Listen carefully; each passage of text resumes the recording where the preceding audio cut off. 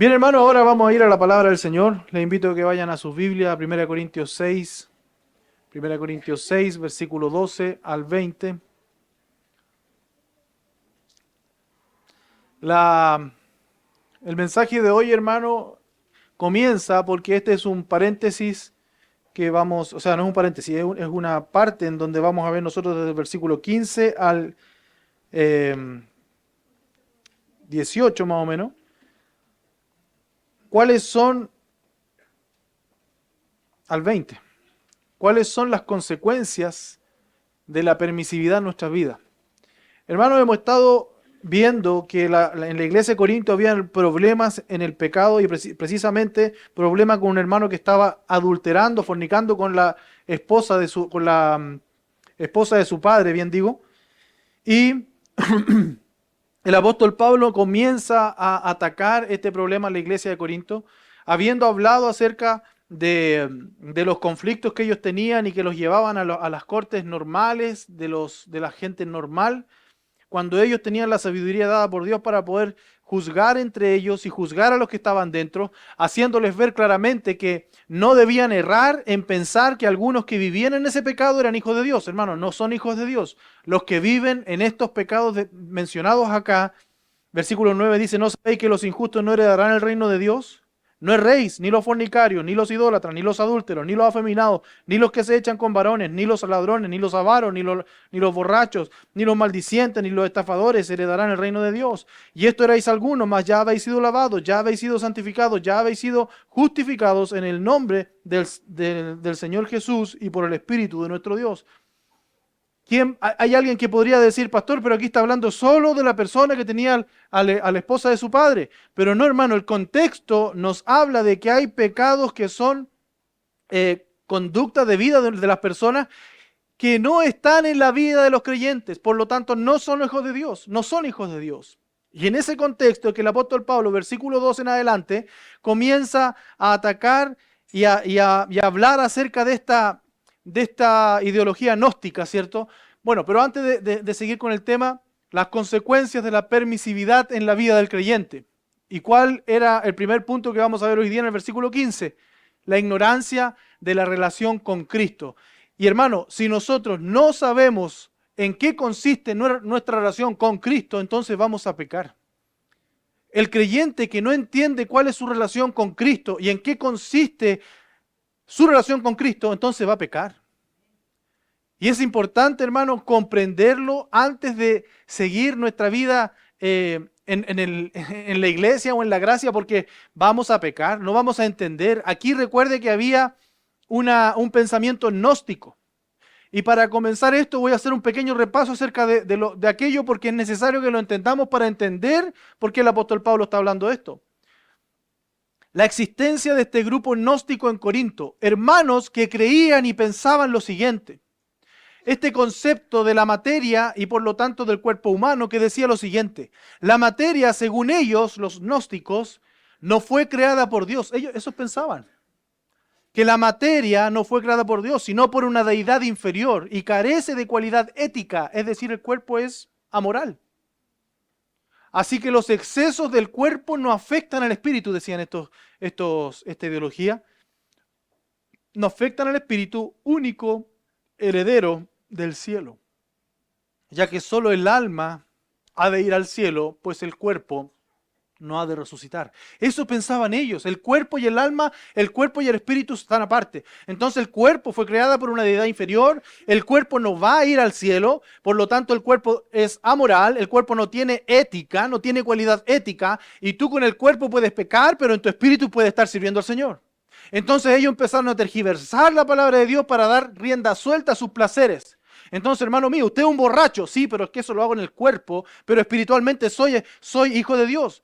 En mi mente yo sirvo a Dios, pero con mi cuerpo sirvo a la carne. Eso no puede existir en la vida de un creyente. Por eso el apóstol Pablo dice, versículo 12, todas las cosas me son lícitas, mas no todas convienen. Todas las cosas me son lícitas, mas yo no me dejaré dominar de ninguna. Las viandas para el vientre y el vientre para las viandas, pero tanto el uno como las otras las destruirá Dios. Pero el cuerpo no es para la fornicación, sino para el Señor. Hermano, eso tenemos que entender nosotros. Nuestros cuerpos no es para fornicar con Él. Nuestro cuerpo es del Señor, es para el Señor. Y el Señor dice para el cuerpo. Y Dios que levantó al Señor, también a nosotros nos levantará con su poder. Ese poder de resurrección que hubo en el Señor Jesús, en nosotros va a haber también. Y terminábamos meditando en eso la semana pasada, ¿recuerdan? Que nuestros cuerpos que hoy día tenemos, hermanos, van a ser resucitados. Entonces, debemos nosotros cuidar nuestro cuerpo. Debo yo servir a Dios con mi cuerpo. Debo usarlo como un instrumento para la gloria de Él. No debo fornicarlo. No debo hacer de Él un ladrón. No debo hacer de Él un asesino. Hermano, mi cuerpo es con lo que yo adoro a Dios. Entonces el apóstol Pablo está atacando este pensamiento gnóstico en los hermanos de Corinto. Este pensamiento que separaba el cuerpo del espíritu. Entonces, no te metas con mi vida espiritual, o sea, con mi vida normal, porque eso es material. Habla de mi vida espiritual. Entonces aquí empezamos los cristianos a separar lo que es mi vida de domingo, con la Biblia bajo el brazo, de lo que es mi vida en la semana. No, esa es mi vida secular. Tú no te debes meter ahí, pastor. Tú no debes hablar de lo que yo hago en secreto, porque eso es privado, es mío. Eso es mío, personal. No, hermano, tu vida completa es de Dios. Tu cuerpo es de Dios y con él debes servir a Dios.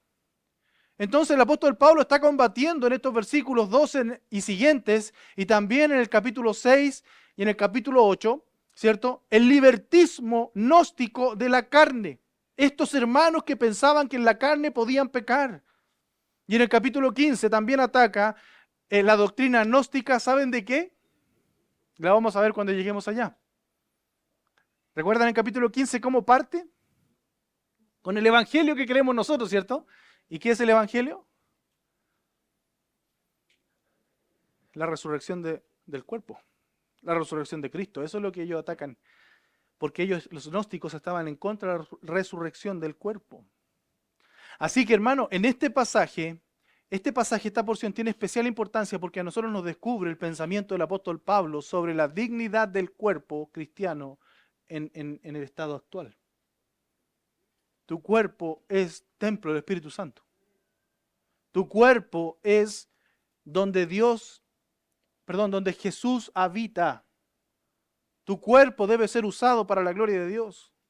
Mi cuerpo, por lo tanto, también.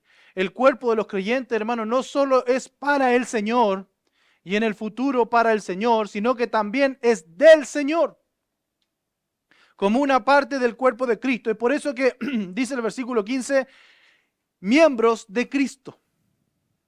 Cristo es cabeza sobre todas las cosas, dice la Escritura. Y leo nuevamente el versículo 15. ¿No sabéis que vuestros cuerpos son miembros de Cristo? ¿Qué ignorancia había en los corintios en ese minuto, hermano? La ignorancia de no saber que ellos eran partes del cuerpo de Cristo, miembros de Cristo. Cristo, hermano, es cabeza sobre todas las cosas a la iglesia, dice la Escritura. Y para eso vamos a ir a Efesios 1:22, que dice, y sometió todas las cosas bajo sus pies, y lo dio por cabeza sobre todas las cosas, ¿a qué? A la iglesia, la cual es su cuerpo, la plenitud de aquel que todo lo llena en todo. Hermano, este versículo lo hemos leído ¿cuántas veces? Pero la pregunta es si realmente lo entendemos. La pregunta esta mañana es si realmente usted entiende qué significa este versículo. Porque los corintios no lo entendían. Los corintios no entendían lo que significaba este versículo. Fíjense que dice que Dios sometió todas las cosas bajo los pies de Cristo y a Cristo lo puso por cabeza sobre ¿qué? Sobre todas las cosas, ¿a qué? A la iglesia. Cristo es cabeza de la iglesia, amén, decimos amén, ¿cierto? Dice la cual es su, es decir, nosotros ¿qué somos? Cuerpo de Cristo. Eso lo entendemos. Pero ¿entendemos la última parte?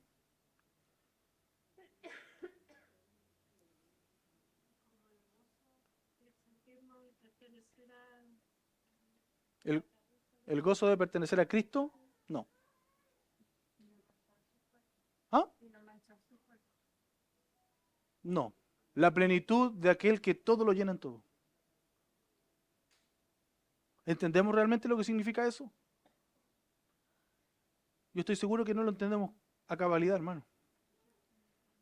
Porque si lo entendiésemos a cabalidad, entonces no pecaríamos. Evitaríamos pecar. Plenitud. Dice la plenitud de aquel la plenitud de aquel. ¿Qué es la plenitud de aquel? ¿A qué se hace referencia? ¿Y él es plenitud de qué? En primer lugar, fíjense, no lo entendemos como corresponde. En primer lugar, el término griego pleroma, que es plenitud, aparece siempre en las epístolas paulinas en el sentido activo, es decir, lo que llena. Y vamos a revisar algunos textos. Fíjense que este término griego pleroma significa rellenar o terminación, lo que llena como contenido, como suplemento, copiosidad, multitud, ¿me entiende? Lo que es llenado como un contenedor, es como un contenedor que abunda, ¿cierto? Que llena. Efesios 3:19 se usa este mismo verbo cuando dice, y de conocer el amor de Cristo que excede a todo conocimiento, para que seáis plenos, para que seáis llenos de toda la plenitud de Cristo. ¿Amén? ¿Entendemos? Sí. Efesios 4:13 dice, hasta que todos lleguemos a la unidad de la fe y del conocimiento del Hijo de Dios, a un varón perfecto, a la medida de la estatura de la plenitud de Cristo, de la llenura de Cristo. Colosenses 1:19, por cuanto agradó al Padre que en él habitase toda plenitud, llenura. Colosenses 2:9, porque en él habita corporalmente toda la plenitud, ¿de qué? De la deidad. Y muchos aquí, hermano, entienden que Efesios está hablando de que la iglesia es la llenura de Cristo. La iglesia, ¿puedes volver a Efesios 1:22, hermano? La iglesia, dice, en el cuerpo de Cristo es la plenitud, es la llenura del Señor Jesús. Pero hermano, la iglesia no llena. La iglesia no complementa. La iglesia, hermano, no llena a nuestro Señor.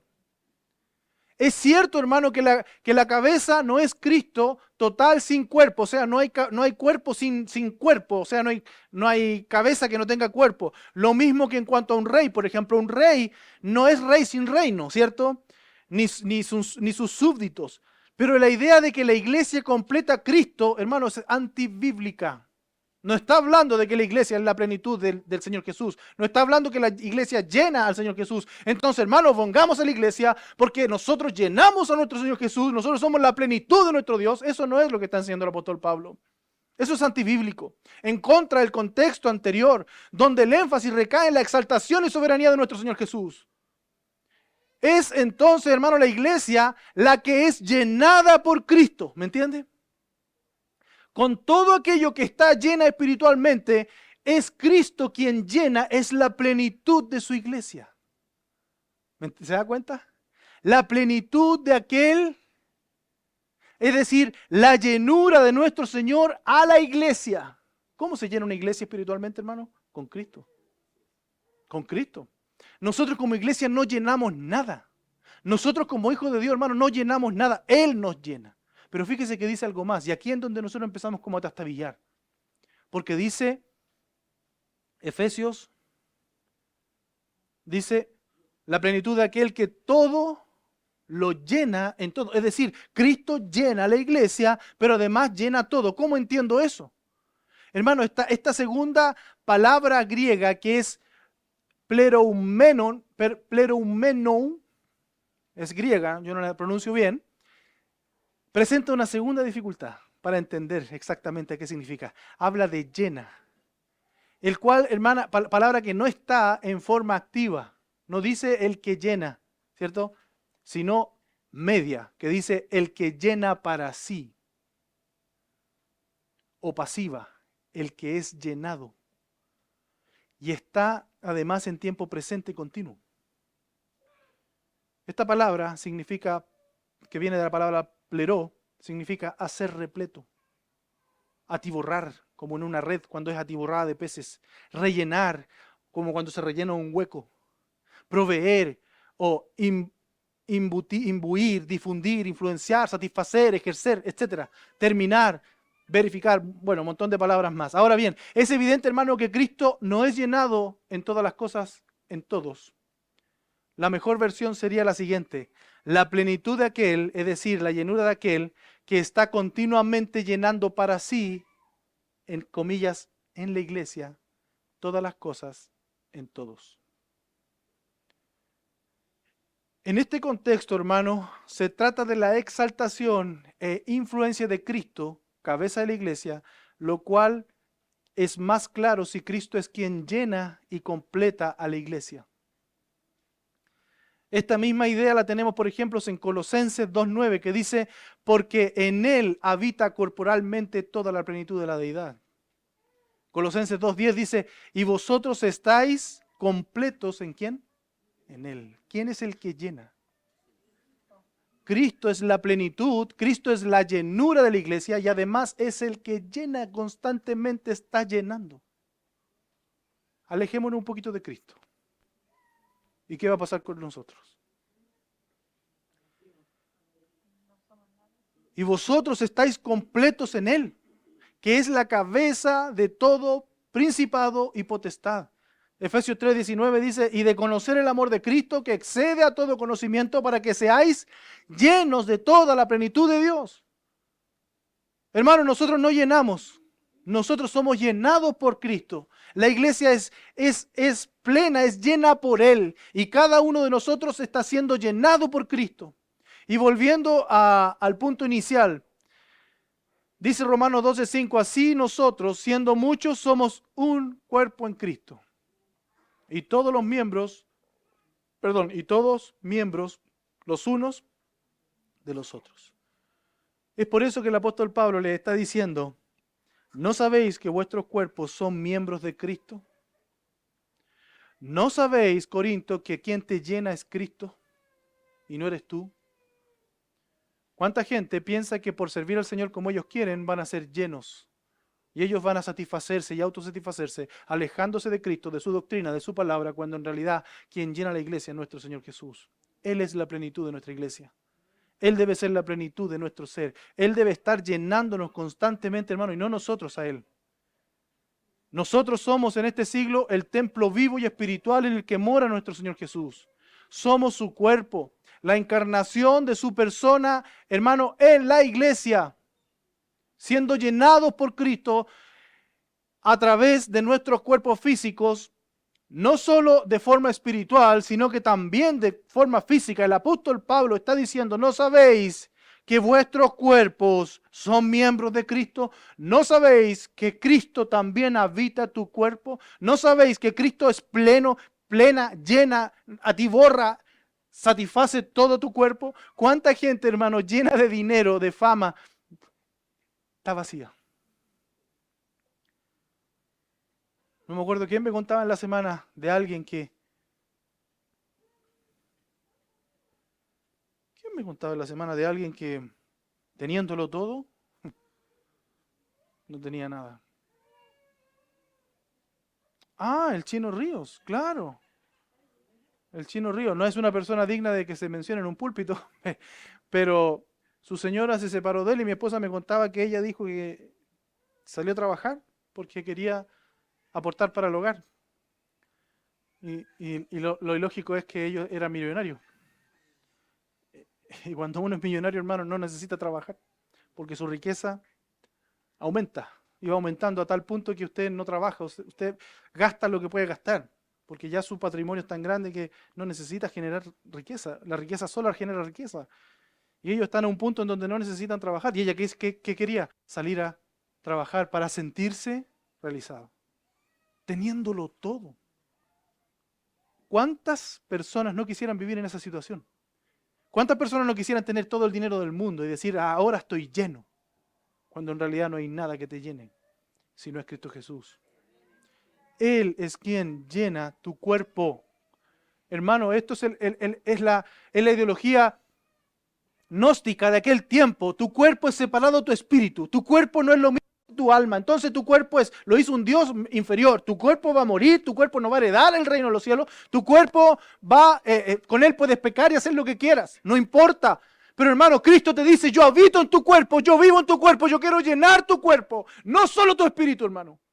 Y nosotros tenemos que ser responsables de alabar y glorificar a Dios en nuestros cuerpos. Por eso que un cristiano no fornica. Por eso que un cristiano no peca con su cuerpo, porque dice, en mi cuerpo, en donde habita mi Señor, yo no lo voy a usar como casa de rameras. Yo no voy a llevar una ramera, un homosexual, un borracho a mi casa con mis hijos, donde habitan mis hijos. Yo no voy a llevar eso a mi cuerpo porque ahí está mi Señor. Por eso nos santificamos, hermano. No por conseguir cosas de Él, sino porque Él habita en nosotros. Porque Él nos llena, porque Él es todo para nosotros. Y así debe ser en la vida del cristiano. Yo no vengo a la iglesia a llenar la iglesia. Yo vengo a la iglesia a ser lleno de Él. Yo escucho el mensaje para ser lleno de Él, hermanos. Ese no debe ser el pensamiento de un cristiano. ¿Cuántos cristianos gnósticos tenemos hoy día que piensan que ellos son merecedores y hacen cosas y llenan las iglesias? De mí depende la iglesia. No, hermano, tú dependes de la iglesia. Tú dependes de Cristo. Lo que el apóstol Pablo dice, hermano, a continuación, se infiere lógicamente. ¿Qué es un cristiano?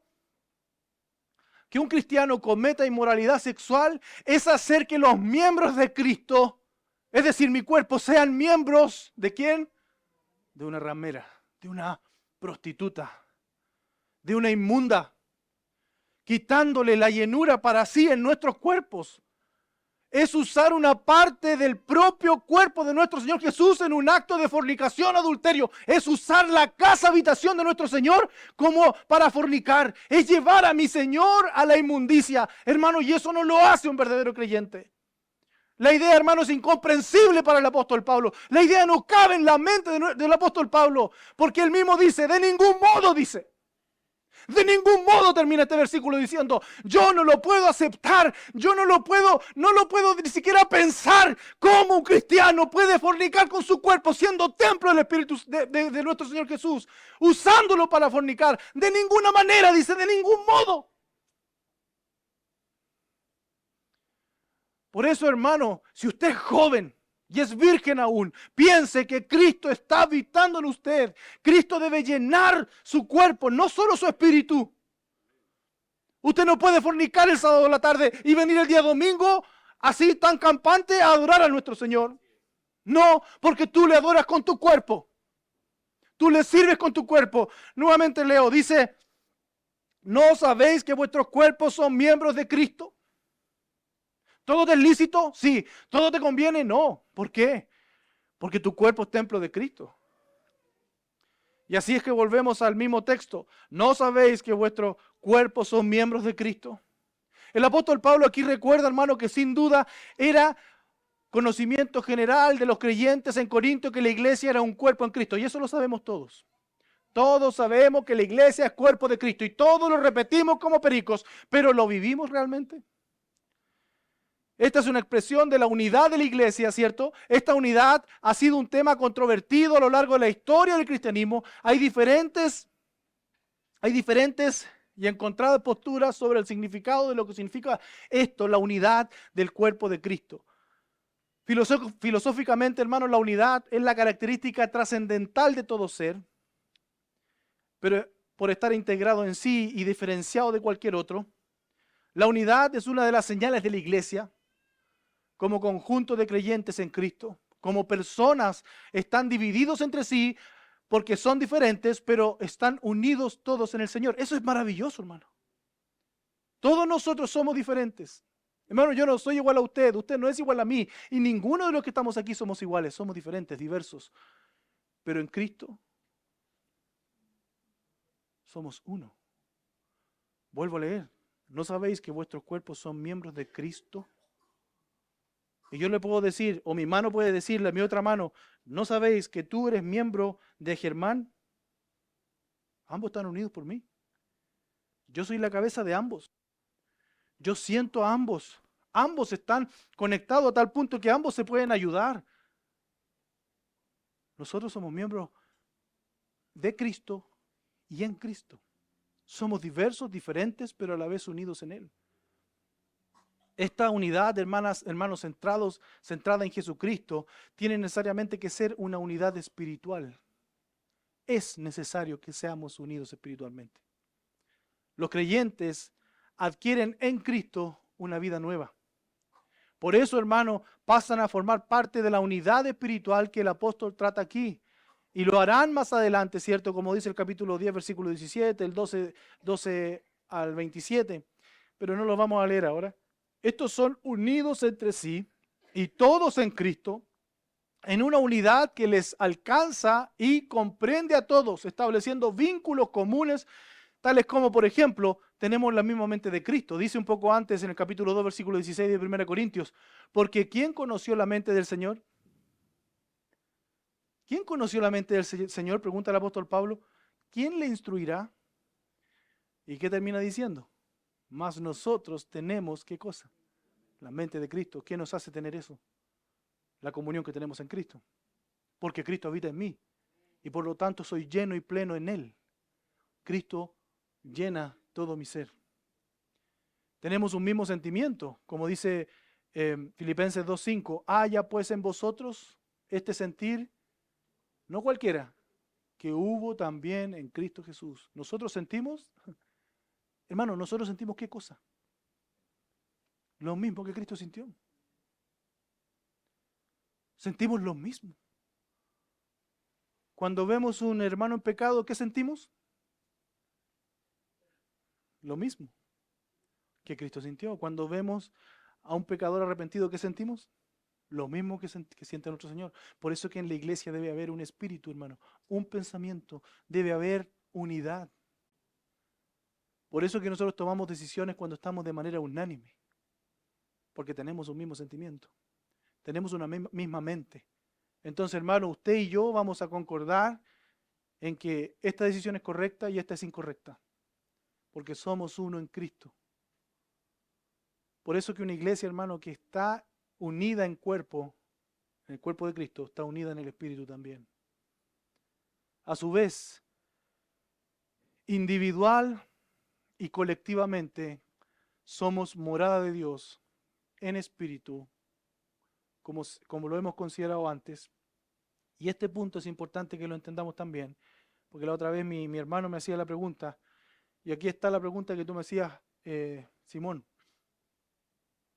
Cuando yo les decía que nosotros de manera individual somos templo de Cristo, pero de manera conjunta, ¿qué somos? Nosotros somos templo.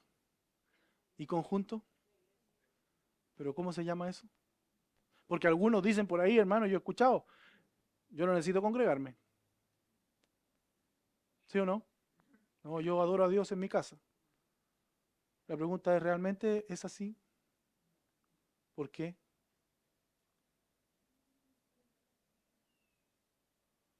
¿Por qué?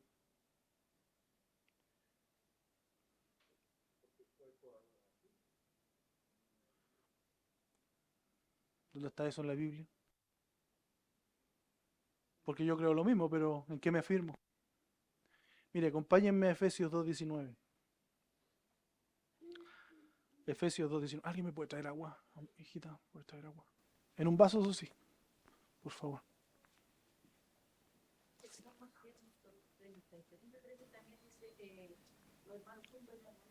Amén. Pero, espérese un poquito. Chante la moto. No, sí. Quiero agua. Alguien dijo por aquí el otro día, se seca la boca cuando uno habla tanto. ¿Estamos en Efesios ya? ¿Algún varón con voz de arcángel que pueda leer? Hermano Sergio, usted no se escucha. Pucha, hermano, ¿puede leer? ¿A usted? Ya pues, usted mismo. Así que ya no soy extranjero ni advenedizo, sino conciudadano de los santos y miembros de la familia de Dios, edificado sobre el fundamento de los apóstoles y profetas, siendo la principal piedra del ángulo Jesucristo mismo, en quien todo el edificio, bien coordinado, va creciendo para ser un templo santo en el Señor. Versículo 22.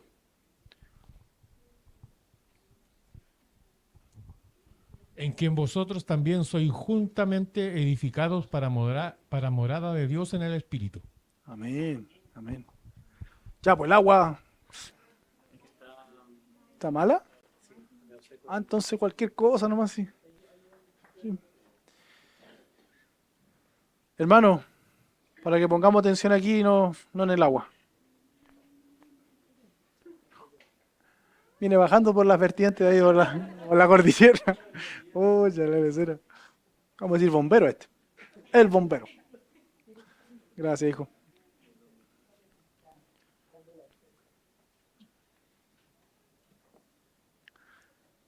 Hermano, ¿leyeron con detenimiento? Usted es templo de nuestro Señor Jesús. Pero juntos, ¿qué somos? Ahí está. Morada. Hermano, así que ya no sois extranjeros ni advenedizos, sino conciudadanos de los santos y miembros de la familia de Dios, edificados sobre, escuche bien, el fundamento de los apóstoles y profetas. ¿Nosotros tenemos apóstoles? Sí. Son los apóstoles, los 12 apóstoles, más Pablo. ¿Y profetas tenemos? Sí. El tema es que ya son el fundamento, ya no hay más. Ya no pueden haber más apóstoles, ya no pueden haber más profetas. Dios ya los usó, son el fundamento de la iglesia, siendo la principal piedra del ángulo, la angular, nuestro Señor Jesús. Jesucristo mismo dice, en quien todo, escuche bien, ¿quién es parte de la iglesia, hermano? Los apóstoles y los profetas son parte del fundamento. Cristo es la piedra angular, ¿cierto? Dice luego, en quien todo el edificio, bien coordinado, va creciendo para ser un templo santo. ¿En quién? ¿Quién es el Señor? Cristo. ¿Usted es templo de Cristo, perdón? Amén. Así eso estamos aprendiendo, ¿no? En quien vosotros también sois juntamente edificados para morada de quién. ¿Dios es lo mismo que Señor? Es Dios. Morada de Dios en el Espíritu. Las tres personas de la Trinidad involucradas en la iglesia. Somos templo de Cristo y juntos somos morada de Dios. Es Jesucristo mismo como la piedra principal del ángulo en quien todo el edificio bien coordinado va creciendo para ser un templo santo en el Señor. Fíjense que esa palabra bien coordinado, que es una palabra griega que no voy a leer porque no sé leer griego, se refiere al acople cuidadoso de cada componente, cada pieza de un mobiliario, una edificación o otra estructura. Es como el edificador que viene y busca la piedra perfecta que quepa en el hueco perfecto, y es decir, esa piedra va y la trabaja cortándola de tal modo que quepa perfectamente en ese hueco. Y cada piedra va siendo cortada y labrada para que sea parte del edificio de Dios. Hermano mío, usted es una piedra viva. Usted está siendo trabajado por Dios porque Él quiere que sea la parte perfecta de su templo. Él quiere que sea parte de su iglesia. ¿Se da cuenta? Esa palabra bien coordinado quiere decir que cada uno de nosotros es especial para Dios y Él nos ha ido trabajando para que quepamos en este templo de manera perfecta. Entonces, yo no soy igual que tú, hermano. Pastor, es que usted es pastor, no importa. Tú estás siendo cortado por Dios igual que ¿cómo se llama? ¿Un cantero? ¿Cómo se llama? Los que cortan la piedra. Un escultor, un albañil, pero el albañil trabaja pero ¿quién trabaja la piedra? ¿Cómo se llama? Un cantero, ¿cierto? Usted va siendo cortado, y eso es parte de la disciplina que Dios va haciendo en nuestra vida para ser parte de un edificio bien coordinado. Cuando un constructor construye un edificio, hermano, y necesita cubrir este espacio exacto con un material, lo que hace ese constructor va y busca el material, lo corta a la medida precisa y exacta para que quepa en ese lugar. Así es nuestro Señor. Así es Dios con nosotros. Todo el edificio bien coordinado va acoplándose. Pastor, ¿da lo mismo que yo vaya a la iglesia? No da lo mismo, hermano. Usted es parte de esta iglesia. Usted es una piedra especial que Dios ha cortado. No se puede mandar a cambiar. ¿Sabe lo que hicieron los hermanos que nos dejaron? ¿Sabe lo que hicieron? Menospreciaron el trabajo de Dios en ellos. Se consideraron de segunda categoría, tercera, cuarta, no sé, que Dios no ha hecho nada en ellos, que no pertenecen a este lugar, le están diciendo: Dios, yo no soy de aquí. El trabajo que tú has hecho en mí es en vano. Es en vano. Pero usted es una piedra que va bien coordinada, acoplada cuidadosamente, pieza por pieza, de este edificio. Cada parte, hermano, está cortada con precisión para ajustarse con comodidad y firmeza. ¿Usted se siente cómodo en esta iglesia? ¿Por qué será? ¿Por qué será que se siente cómodo? Porque Cristo lo cortó y lo acomodó y lo puso y llena un hueco. Por eso que a mí me siento el que haya faltado nuestra hermana María Teresa, Raúl, Catalina, que haya faltado nuestra hermana Flavia, ¿cierto? ¿Qué más faltó? Nuestra hermana Verónica, que no la veo. ¿Qué más faltó hoy día? Hermano Pedro, que no lo vemos. Hermana Fernanda, tampoco la vemos. Vicente. Faltan, no es que da lo mismo que no vengan, no. Ellos son parte de este cuerpo, de esta iglesia.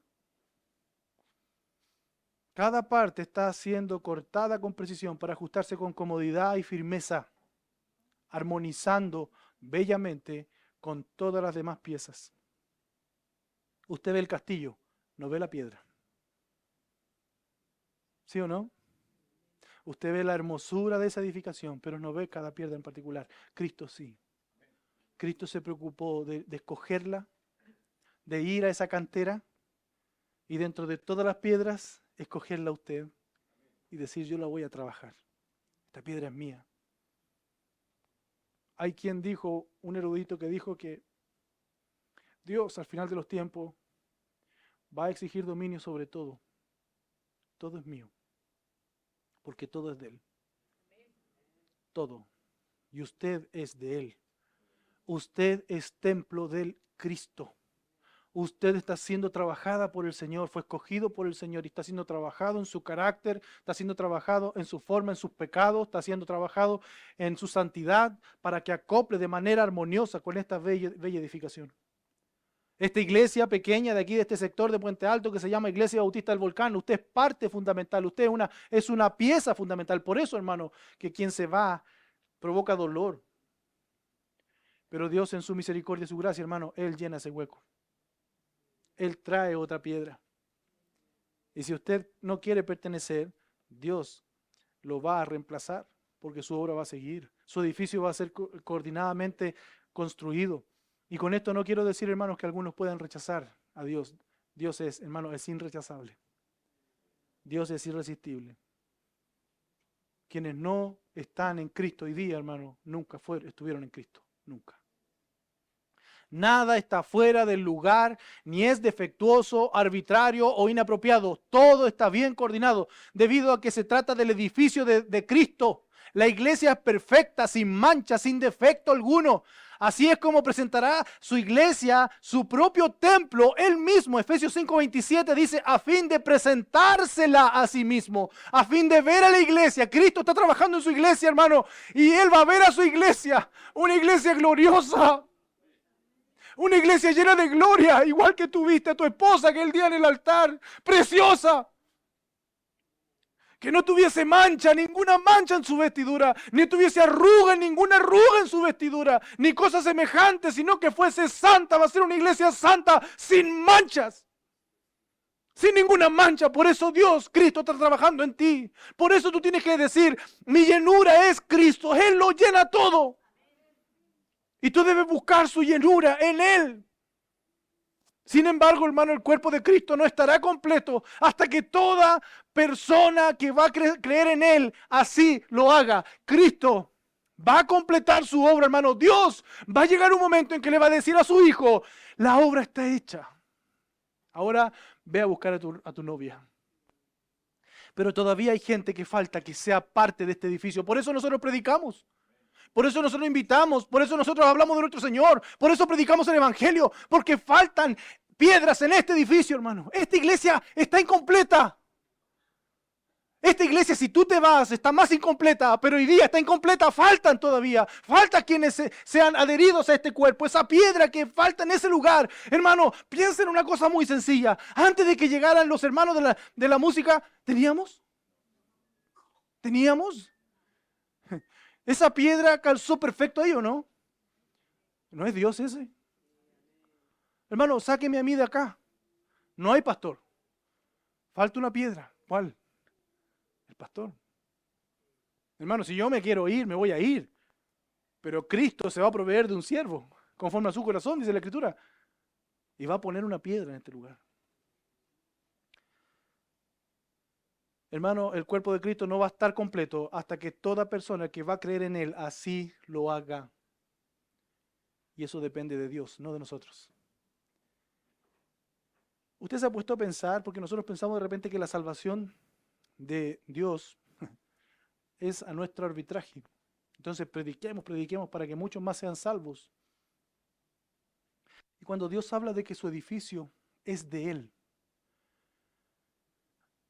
a mí me ha pasado con mis hijos, cuando yo les pido ayuda, hijos, tráiganme más piedras, estamos haciendo una pirca, por decir un ejemplo, tráiganme más piedras. Y ellos traen con su entusiasmo, con su impetuosidad, ¿cierto? Traen, ¡pah! Y van poniendo piedras sobre. Y yo le digo, hijo, tranquilo, espérate, acumúlamelas acá, yo las cojo. Porque no todas las piedras me sirven. Y si hay una piedra que tengo una punta, que tengo que volar, la voy a volar, para que calce perfecto en ese edificio. ¿De quién depende que la obra sea terminada? De Cristo. Él está escogiendo sus piedras, hermano. Él está cortando sus piedras. Y está haciéndolas calzar. No a la fuerza,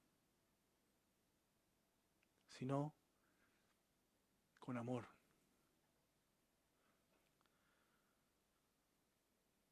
Dios le va a decir algún día, la obra está hecha, hijo. Ve a buscar a tu novia. Pero Cristo, según lo que dice Efesios, se la va a presentar a sí mismo como Él quiere. Yo quiero a mi esposa, a mi novia perfecta. Pero nosotros pensamos que podemos llevarle cualquier piedra al Señor y traer cualquier persona a la iglesia.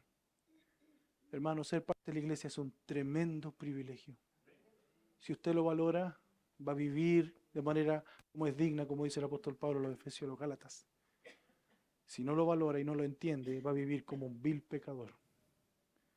Pero cuidado, que si usted vive como un vil pecador, quizás no sea un heredero. Cada nuevo creyente es una nueva piedra en el edificio de Cristo, su templo santo. Por esa razón el apóstol Pablo dice que el templo va creciendo, porque los creyentes van siendo añadidos de manera continua. Una iglesia que no crece, hermano, es una iglesia muerta. Gloria a Dios por Daniel, por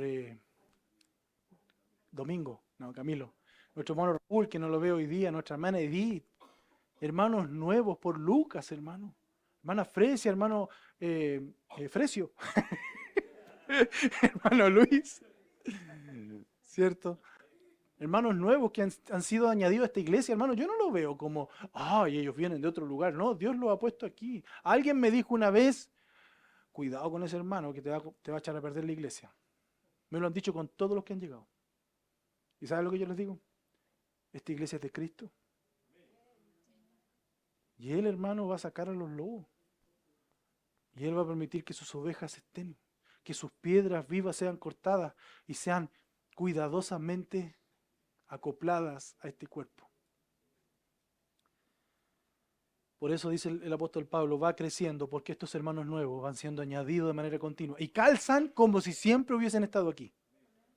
No son a la fuerza, no es que hoy que me cuesta estar con este hermano, no me cuesta, me encanta estar con él, él como que estuviera hace tiempo con nosotros y es tan así que nos hemos olvidado del bautismo y no debe ser así, yo lo he tenido presente, pero usted yo sé que no necesita ser bautizado para decirle, hermano mío, ¿cómo está? Él es miembro de mi iglesia, pero aún no lo es, queremos que lo sea. En Europa, hermano, muchas catedrales han estado bajo construcción durante cientos de años. En un proceso continuo se edifican nuevos recintos, alcobas, capillas y otras estructuras. Lo mismo sucede con la iglesia de Jesucristo, hermano. Se encuentra en un estado permanente de construcción. A medida que cada nuevo santo se convierte, es una nueva piedra que Cristo va formando, hermano. Y si usted tiene al lado de su vecino, si usted vive en un departamento y su vecino de arriba está modelando, ¿le es agradable? No, porque va a escuchar. Y de repente, ¡ay, este vecino! ¿Hasta cuándo va a estar aquí remodelando su departamento? ¿Cuándo va a ser el día que viva en paz? Hermano, lo mismo sucede en la iglesia. Todos estamos siendo remodelados por Cristo. Todos estamos siendo cortados y vamos a provocar problemas por nuestra remodelación personal.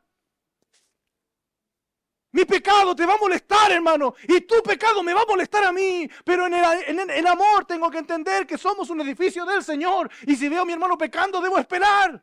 Dios lo está remodelando.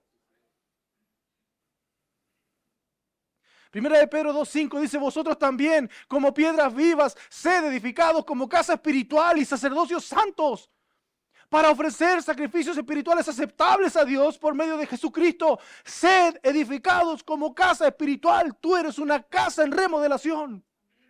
Y tú vas a provocar ruido, y tú vas a provocar boche, y te va a molestar, hermano querido, pero toda esta iglesia está siendo remodelada por Cristo. Como ciudadanos del reino, hermano, miembros de la familia de Dios y piedras vivas, los creyentes en Jesucristo somos un sacerdocio santo que ofrece sacrificios espirituales en el templo santo a Dios y de Dios.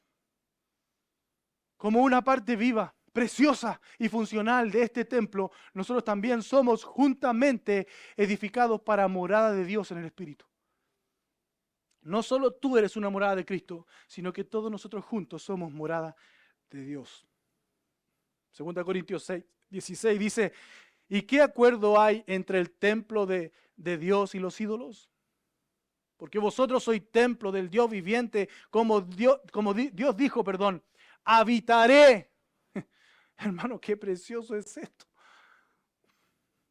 Habitaré y andaré.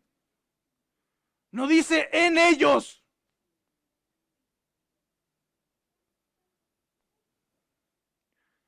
No dicen ellos, dice entre.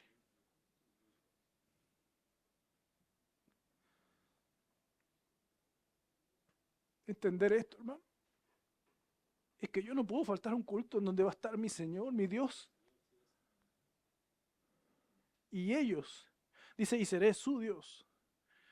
Y ellos serán mi pueblo. Pero aquí está mal, pastor, porque la palabra de Dios dice que Dios habita en nosotros. No, Cristo habita en ti.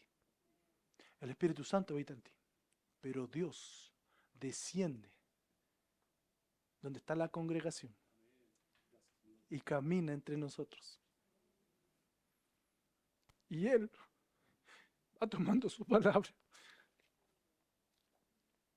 y la va aplicando en cada corazón a través de su Espíritu Santo.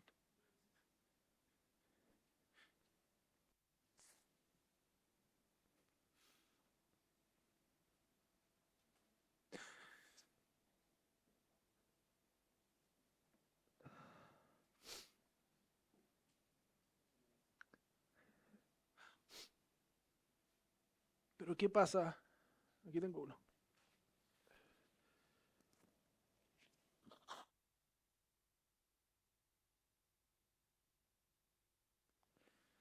Así.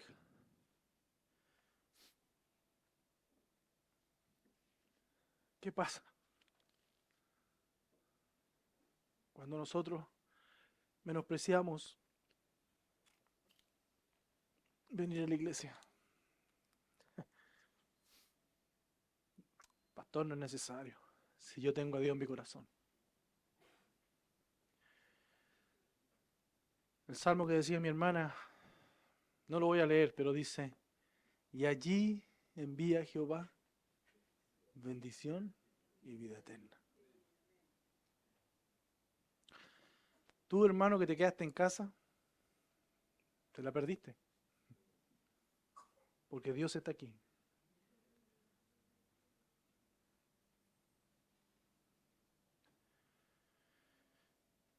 El término morada alude a una idea de hogar permanente.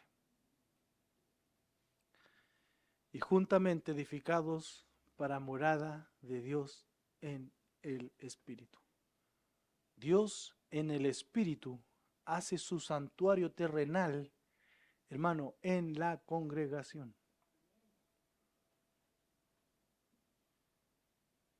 Donde establece su residencia permanente como Señor. Tú cada día domingo tienes una cita con Dios, aquí. Vienes con el Espíritu Santo, vienes en Cristo y con Cristo, pero Dios desciende a este lugar y su presencia está en medio nuestro. Dios reside en donde su iglesia se reúne. Por eso es que no importa el edificio físico, hermano. Importa tu edificio. ¿Sabe por qué estoy tan animado de hacer el bautismo, hermano? Yo le hago una pregunta. ¿Le gusta tener la casa sucia? Cuando usted ve su casa sucia, ¿qué hay en usted? No hay a la hora de tener el tiempo. ¿Para qué? Para hacer el aseo, limpiar, abrir ventanas, orear y todo. ¿Sabe que nuestra iglesia está sucia?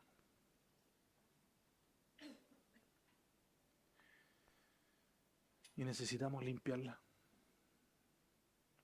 Necesitamos sacar de nuestra membresía a aquellos que han menospreciado a Dios, a Cristo, a su Espíritu y a esta iglesia. Yo quiero hacer ese aseo. Yo lo hubiese hecho mucho antes. Pero porque mis hermanos varones son misericordiosos, hemos esperado un mes. Pero ya está llegando el tiempo. Esta es morada de Dios, hermano.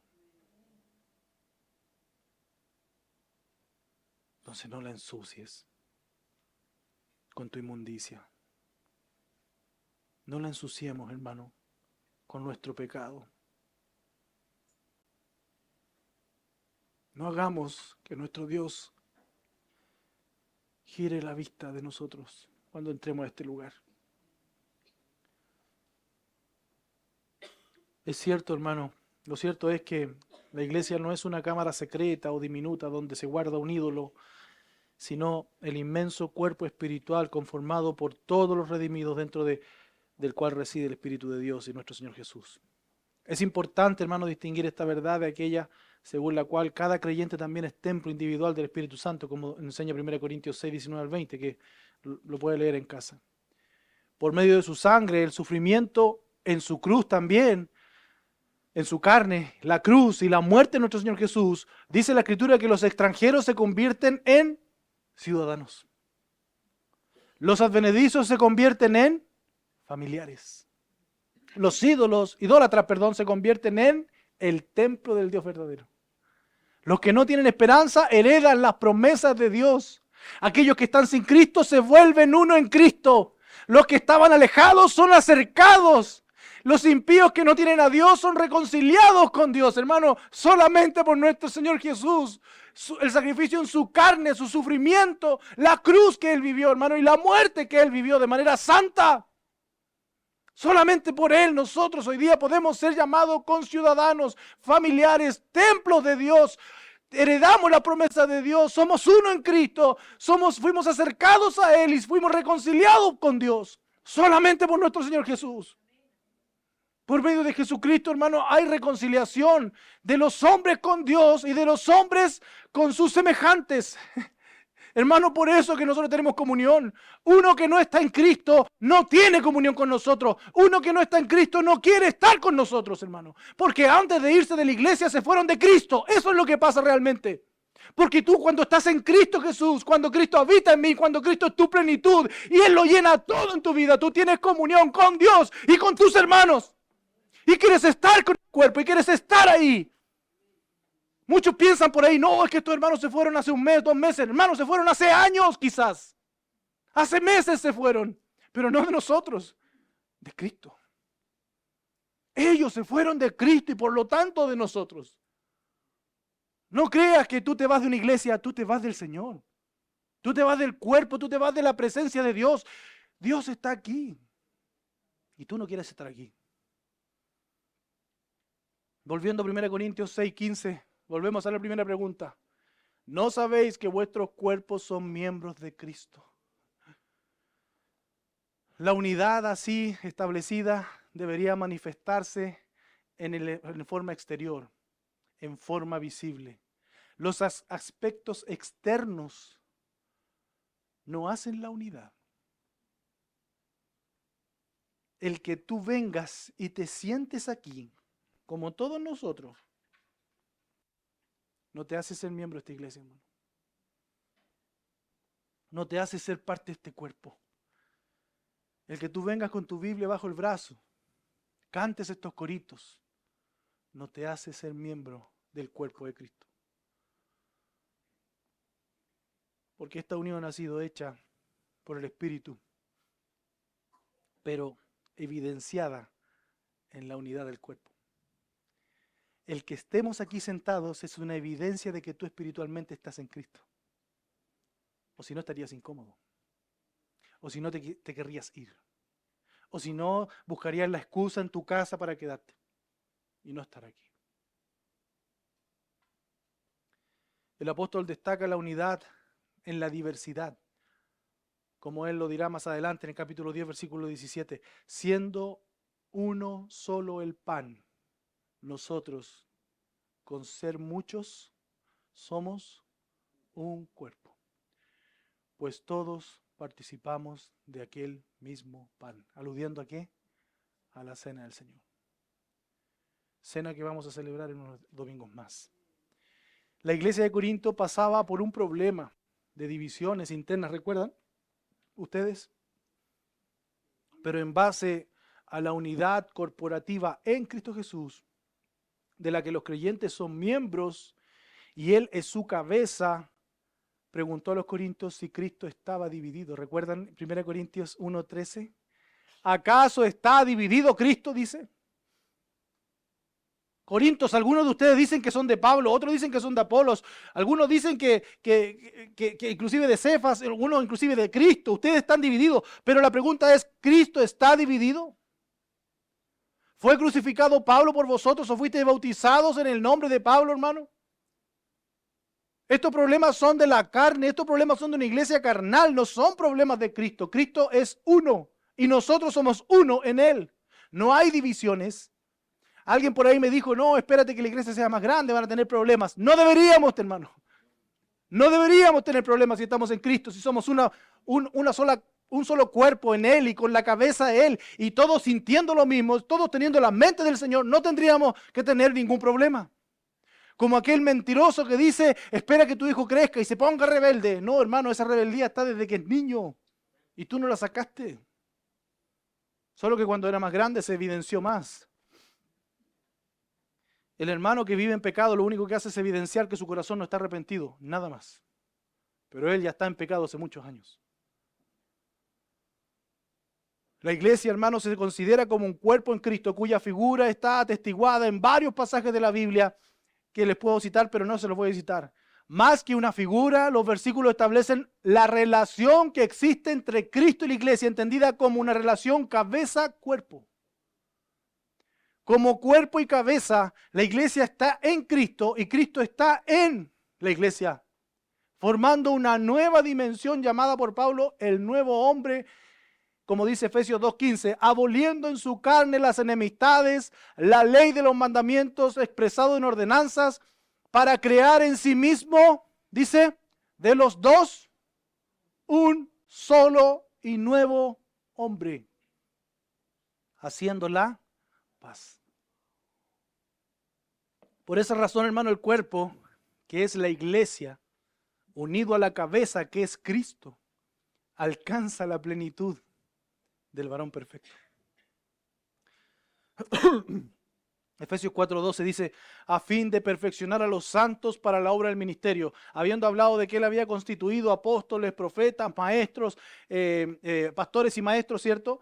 Dice, a fin de perfeccionar a los santos para la obra del ministerio, para la edificación del cuerpo de Cristo, hasta que todos lleguemos a la unidad ¿de qué? De la fe, no de la religión, no de nuestros estatutos como iglesia, no, de la fe y del conocimiento del Hijo de Dios. Aún, ahí tú vas a ser perfecto. La iglesia es perfecta, un varón perfecto, a la medida de la estatura de la plenitud de Cristo. Para que ya no seamos, no, ya tú eres un varón. Aquí a modo de detalle los hermanos siempre me dicen, hola varón. Porque había una hermana que siempre me saludaba. Varón de Dios parece que decía la hermana. ¿Quién decía varón? ¿Quién decía? Varón de Dolores. ¿Quién decía eso? Ah, es dicho de ustedes entonces. Me dicen, hola varón, así como diciendo, varón de Dios. Po. Varón fortalecido, claro. Pero hermano, si no somos conformados a la medida de la estatura de la plenitud de Cristo, si no llegamos a la unidad de la fe y del conocimiento de nuestro Señor Jesús, seguimos siendo, ¿qué cosa? Niños. Niños fluctuantes. Usted le dice a un niño, ¿quieres leche? Sí, sí, sí. ¿O quieres jugo? Ya, ya. ¿O quieres leche? Ya, leche. ¿O jugo? No jugo. Oye, decídete, po. Pero usted un adulto, ¿qué le dice? Por ejemplo, Camilo estuvo en la casa en estos días. Después del almuerzo con mi esposa siempre un cafecito. ¿Camilo un cafecito? No, gracias. ¿Sabe lo que quiere? Pero él no toma café, por hermano. En cambio, yo, sí. Si me ofrecieran un jugo, no. Sé lo que quiero. Soy adulto. Un niño es fluctuante. Tiene frío, tiene calor, quiere dulce, quiere salado. No piensen que él es insolente ni nada, por favor, no piensen eso. No, yo estoy diciendo la respuesta que dio nomás, nada más.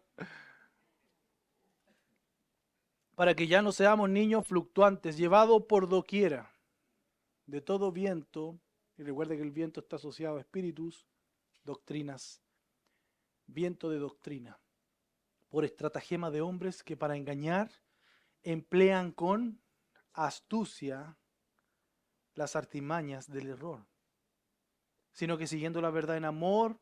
Antes de seguir con eso me acordé de algo que me contaba el hermano Raúl. A él cuando chico, a su hermano, su papá le dijo que estas claves del banco que son aleatorias, que son una cosita que usted aprieta y da un número, su papá para que no se la tomara le dijo, mira, tú la apretas y se conecta con el satélite y provoca una guerra mundial. Entonces el hermano de él se la creyó. ¿Por qué? Era un niño. El problema fue cuando llegó a ser joven y se lo contó a un compañero y un compañero le dijo, ¿qué? ¿Estás hablando? Y mi hermano va y le dice, oye hermano, le dice, esto no es así, si esta cuestión, mira, aprieta. ¡No, no! Ah, no pasó nada. Si esto es una cuestión que te da claves aleatorias y toda la cuestión da lo mismo si tú lo apretáis 10.000 veces. Y este hermano de él va donde su papá y le dice, papá, me mentiste. ¡Ay! Se sacó los pillos el papá, pero hermano, a lo que voy yo. ¿Podemos ser engañados por todo viento de doctrina? Por estratagemas de hombres que para engañar emplean ¿con qué? No con sabiduría. Recuerde, la astucia siempre va de la mano de la maldad. Satanás es astuto, nosotros somos sabios. Jesús es sabio, Dios es sabio, Satanás es astuto. Con astucia, dice, las artimañas del error, sino que siguiendo la verdad en amor, crezcamos en todo en aquel que es cabeza. ¿Quién? Cristo. Esto es Cristo, de quien todo el cuerpo bien concertado y unido entre sí por todas las coyunturas que se ayudan mutuamente según la actividad propia de cada miembro. Ahí está la piedra especial que Dios escogió y cortó para ponerla ahí de manera apropiada. Recibe su crecimiento para ir edificándose en amor. La iglesia, hermano, su fundamento es Cristo, pero sobre Cristo está el amor. Hermano, y la iglesia trabaja en la verdad, no en la mentira. No en las artimañas. Si usted va a una iglesia que enseña mentira, por favor, salga de ahí corriendo. Porque hermanos, todos sin verdad somos niños. Todos en la ignorancia somos niños. Los corintios estaban pecando por esta ignorancia, porque no entendían que Cristo, que su cuerpo era templo del Señor. No entendían que ellos adoraban con su cuerpo también. Y estaban pensando y aceptando estos pensamientos gnósticos de aquellos que decían, no importa tu cuerpo, con tu cuerpo tú puedes pecar. Lo importante es tu espíritu, tu conocimiento de Dios, tu intelecto. Tu cuerpo fue creado por un Dios inferior. Este cuerpo es mortal. ¿Cuántos cristianos no pecan porque son pecadores? Pero la verdad, hermanos, es que no pecamos porque somos pecadores. O sea, sí pecamos porque somos pecadores. Pero nosotros no pecamos porque tengamos un cuerpo pecador. Pecamos porque queremos pecar como hijos de Dios. Esta figura corporativa enseña la unidad que Dios establece entre la iglesia y Cristo, mientras que a su vez acentúa la subordinación de la iglesia al Señor, como ocurre en el cuerpo y la cabeza. El cuerpo no hace nada sin que la cabeza lo haga. Tengo unas ganas de aforrarle a este, pero ¿qué hace mi cabeza? No manda la instrucción. Tengo unas ganas de comer, pero ¿qué hace mi cabeza? No come. Tengo unas ganas de jugar, pero ¿qué hace mi cabeza? No juega. ¿Depende de mi cuerpo? No. Todo aquel que no domina su cuerpo es porque tiene una cabeza débil. Pero Dios nos ha dado una cabeza que es fuerte, que es nuestro Señor. Y nosotros como iglesia estamos supeditados a Él. Estamos sometidos a Él. Él es nuestra llenura en la iglesia. Él es el Señor. De Él se debe predicar cada domingo. No del pastor. No del santo tal o cual. No del erudito tal o cual. Cristo. Cristo es la cabeza.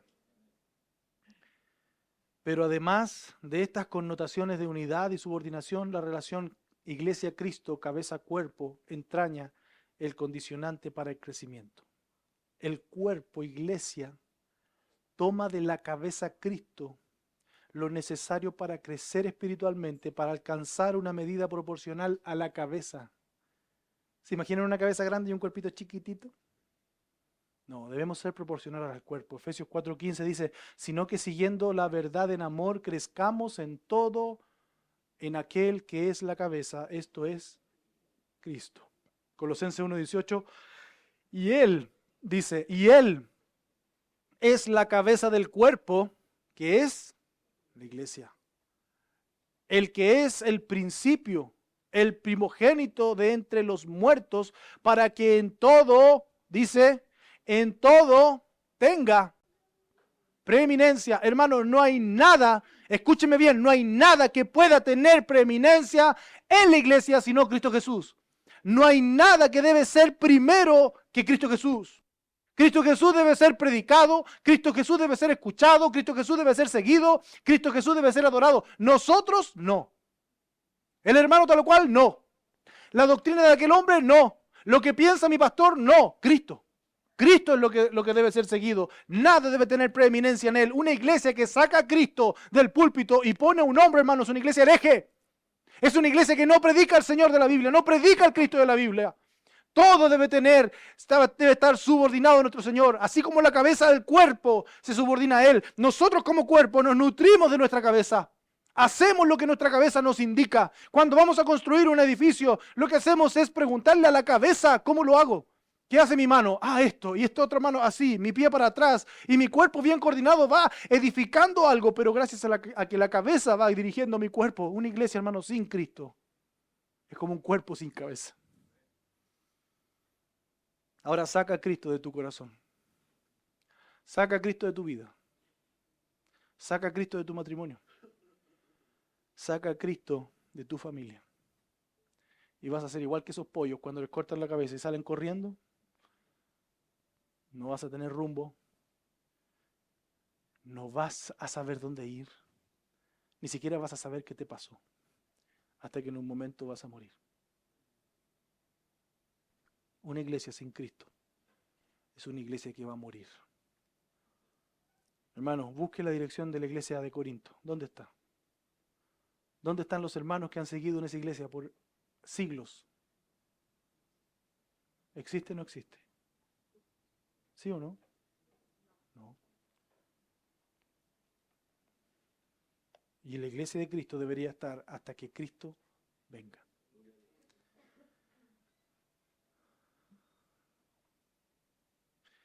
En un nuevo sentido, hermanos, un nuevo sentido se alcanza en la relación del ciudadano y conducción, ya que la cabeza en el cuerpo cuida del buen funcionamiento de los miembros y de la conducción correcta del cuerpo. Así también Cristo hace esta función con la iglesia.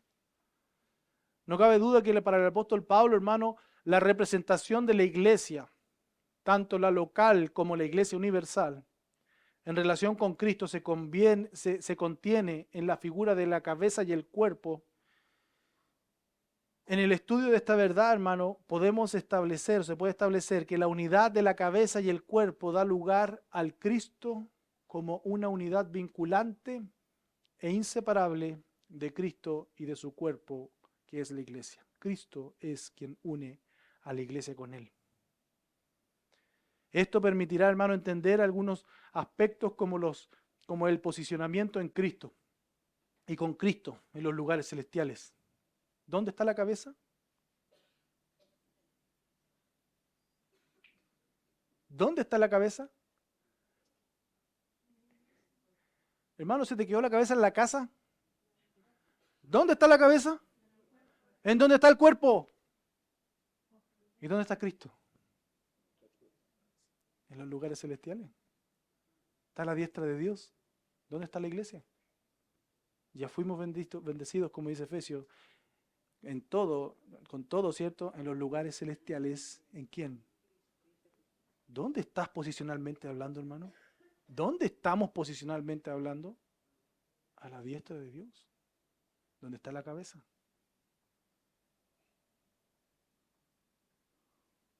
Efesios 2:6 dice, y juntamente con Él nos resucitó y asimismo nos hizo sentar en los lugares celestiales con Cristo Jesús. Ahí estamos. El bautismo, hermano mío, va a ser un cuadro de su muerte, como estaban en pecado, su resurrección en Cristo y su nueva vida. Y ahora ustedes sentados en Cristo, ahí, al lado de Dios. Entonces el concepto cuerpo implica también la unidad de cada creyente con los restantes hermanos de la fe, para conformar una única y completa unidad, de manera que la iglesia, como cuerpo de Cristo, es superior al individuo, miembro que la forma, pero al mismo tiempo es la comunión de todos los creyentes como personas entre sí. La iglesia, que es comunidad corporativa y que abre la dimensión en Cristo de incorporar a todos los creyentes en un solo cuerpo, pero solo a quienes, por creer en nuestro Señor Jesús y ser bautizados en Él por el Espíritu, como dice 1 Corintios 2:13, porque por un solo Espíritu fuimos todos bautizados en un cuerpo, es decir, fuimos sumergidos en un cuerpo, sean judíos o griegos, sean esclavos o libres, y a todos se nos dio beber de un mismo Espíritu. Ya por el hecho de haber sido bautizados en Él por el Espíritu, tienen derecho y destino de ser integrados en el cuerpo. ¿Se da cuenta? Entonces, querido hermano, 1 Corintios 6:15, ¿no sabéis que vuestros cuerpos son miembros de Cristo? ¿Dónde está Cristo ahora? ¿Quién es Cristo para ti? ¿Cuánto llena Cristo tu vida? ¿Cuánto es alabado Cristo en esta iglesia? Hermano, Cristo debe ser preeminente en todas nuestras vidas, en nuestra iglesia, en nuestras familias, en nuestros trabajos. Solo Él. Por eso, hermano, que cuando usted piense, no importa lo que haga yo en mi cuerpo, fornico, no importa, sí importa. El Corinto ignoraba que su cuerpo era el templo de Cristo, que Cristo vivía en su cuerpo. Y por lo tanto usaba su cuerpo como instrumento de justicia. Usemos nuestros miembros como instrumentos de justicia. Que Cristo se sienta honrado en nosotros. Que Cristo se sienta cómodo en medio nuestro. y que Dios esté cómodo en este lugar. Por eso, hermano, un cristiano deja de pecar. Por eso que no damos rienda suelta a nuestras pasiones, porque somos miembros de Cristo y Cristo está en nosotros. Vamos a cantar una alabanza y con esto vamos a ir terminando esta reunión.